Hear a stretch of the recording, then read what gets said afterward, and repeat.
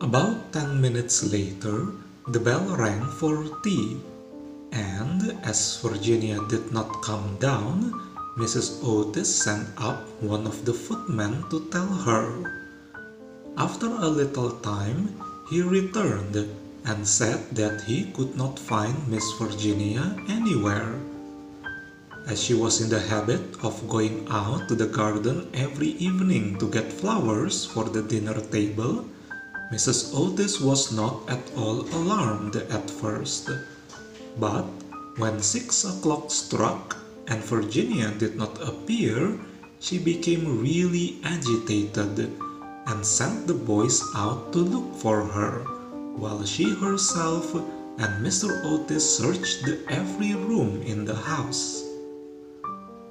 At 6:30, the boys came back and said that they could find no trace of their sister anywhere.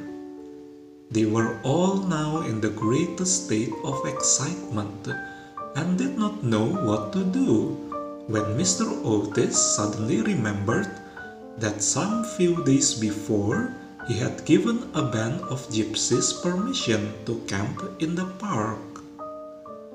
He accordingly at once set off for Blackfell Hollow, where he knew they were, accompanied by his eldest son and 2 of the farm servants. The little Duke of Cheshire, who was perfectly frantic with anxiety, begged hard to be allowed to go too, but Mr. Otis would not allow him, as he was afraid there might be a scuffle. On arriving at the spot, however, he found that the gypsies had gone, and it was evident that their departure had been rather sudden, as the fire was still burning and some plates were lying on the grass. Having sent off Washington and the 2 men to scour the district, he ran home and dispatched telegrams to all the police inspectors in the county, telling them to look out for a little girl who had been kidnapped by tramps or gypsies. He then ordered his horse to be brought round, and after insisting on his wife and the 3 boys sitting down to dinner, rode off down the Ascot Road with the groom. He had hardly, however, gone a couple of miles when he heard somebody galloping after him, and, looking round, saw the little Duke coming up on his pony with his face very flushed and no hat. "I'm awfully sorry, Mr. Otis," gasped out the boy, "but I can't eat any dinner as long as Virginia is lost. Please don't be angry with me. If you had let us be engaged last year, there would never have been all this trouble. You won't send me back, will you? I can't go. I won't go." The minister could not help smiling at the handsome young scapegrace, and was a good deal touched at his devotion to Virginia. So, leaning down from his horse, he patted him kindly on the shoulders and said, "Well, Cecil, if you won't go back, I suppose you must come with me, but I must get you a hat at Ascot." "Oh, bother my hat! I want Virginia!" cried the little Duke, laughing, and they galloped on to the railway station. There, Mr. Otis inquired of the station master if anyone answering the description of Virginia had been seen on the platform, but could get no news of her. The station master, however, walked up and down the line and assured him that the strict watch would be kept for her, and after having bought a hat for the little Duke from a linen draper who was just putting up his shutters, Mr. Otis rode off to Bexley, a village about 4 miles away, which he was told was a well-known haunt of the gypsies, as there was a large common next to it. Here they roused up the ruler policeman, but could get no information from him, and after riding all over the common, they turned their horses' heads homewards and reached the chase about 11 o'clock, dead tired and almost heartbroken. They found Washington and the twins waiting for them at the gatehouse with lanterns, as the avenue was very dark. Not the slightest trace of Virginia had been discovered. The gypsies had been caught on Brockley Meadows, but she was not with them, and they had explained their sudden departure by saying that they had mistaken the date of Charlton Fair and had gone off in a hurry for fear they might be late.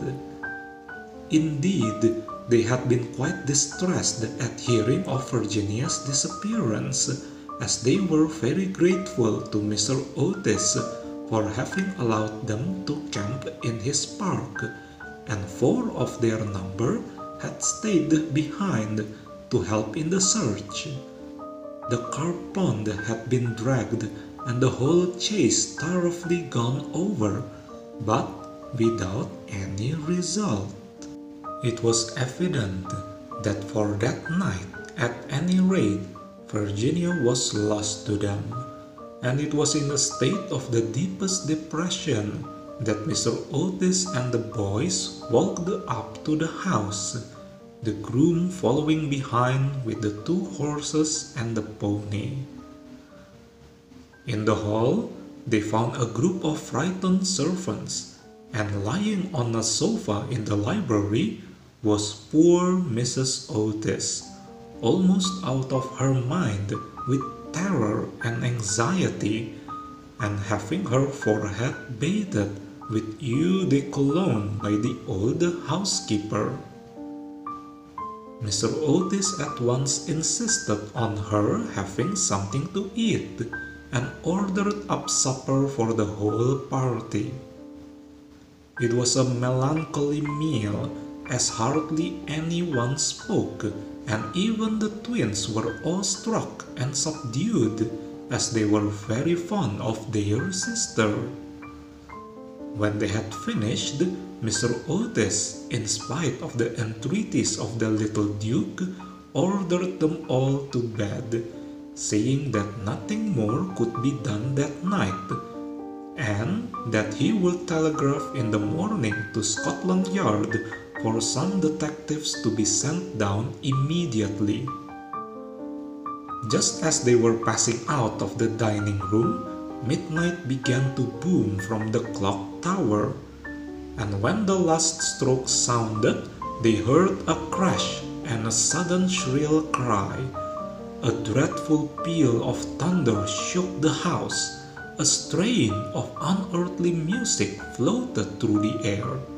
A panel at the top of the staircase flew back with a loud noise, and out on the landing, looking very pale and white, with a little casket in her hand, stepped Virginia. In a moment they had all rushed up to her. Mrs. Otis clasped her passionately in her arms. The Duke smothered her with violent kisses, and the twins executed a wild war dance round the group.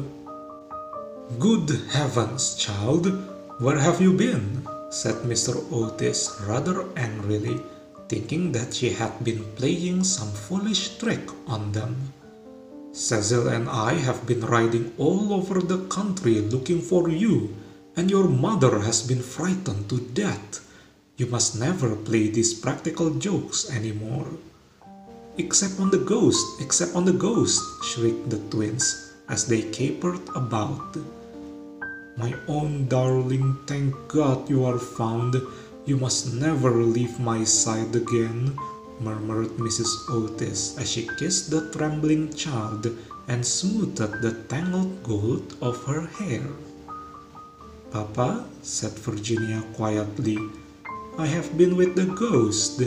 He is dead, and you must come and see him.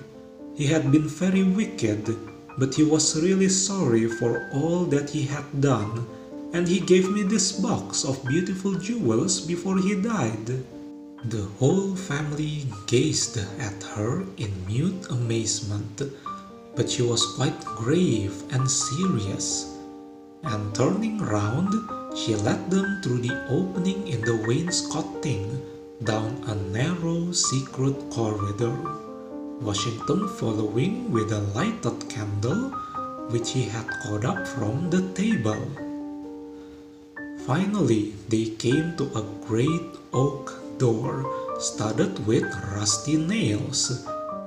When Virginia touched it, it swung back on its heavy hinges, and they found themselves in a little low room with a vaulted ceiling and one tiny grated window. Embedded in the wall was a huge iron ring, and chained to it was a gaunt skeleton that was stretched out at full length on the stone floor and seemed to be trying to grasp with its long fleshless fingers an old-fashioned trencher and ewer that were placed just out of its reach. The jug had evidently been once filled with water, as it was covered inside with green mold.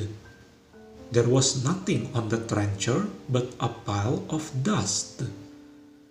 Virginia knelt down beside the skeleton and, folding her little hands together, began to pray silently, while the rest of the party looked on in wonder at the terrible tragedy whose secret was now disclosed to them. "Hello!" suddenly exclaimed one of the twins, who had been looking out of the window to try and discover in what wing of the house the room was situated. "Hello! The old withered almond tree has blossomed. I can see the flowers quite plainly in the moonlight." "God has forgiven him," said Virginia gravely as she rose to her feet, and a beautiful light seemed to illumine her face. "What an angel you are!" cried the young Duke, and he put his arm round her neck and kissed her. "God has forgiven him," said Virginia gravely as she rose to her feet, and a beautiful light seemed to illumine her face. "What an angel you are!" cried the young Duke, and he put his arm round her neck and kissed her.